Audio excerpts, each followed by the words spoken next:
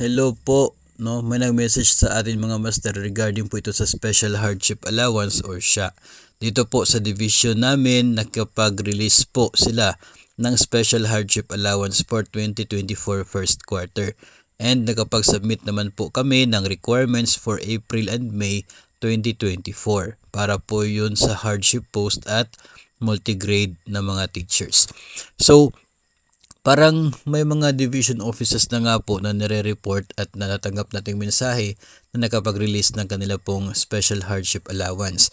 Pero kung titingnan po natin talaga mga master ang issuances ng DepEd, ay supposedly wala pa po talagang dapat na ma-release na 2024 cash hardship allowance dahil yung guidelines po para sa taong ito ay hindi pa lumabas. Wala pa pong DepEd order na intended for the Special Hardship Allowance for 2024.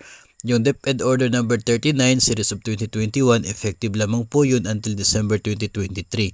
Every 3 years kasi magbabago ng hardship index ang bawat paaralan kaya nangangailangan ng bagong listahan ng mga eligible schools at magiging pagbabago na rin sa guidelines every 3 years. No? So for the year 2024, wala pa pong bagong DepEd order na inilabas for the SHA kaya talagang pending pa po. Mayroon din pong memorandum dyan ang DepEd sa Central Office regarding po doon sa release ng SHA na waiting pa doon sa magiging guidelines na i-issue sa pamamagitan ng isa pong DepEd order. Kaya hindi po tayo kaya na-surprise po tayo kung bakit may mga division offices na ganito nag-release na ng kanilang hardship allowance kahit wala naman pong existing na guidelines sa kasalukuyan. So if ever po na may mga pagbabago po doon sa magiging guidelines tapos nabigyan na po kayo for 2024 tapos biglang magiging not eligible,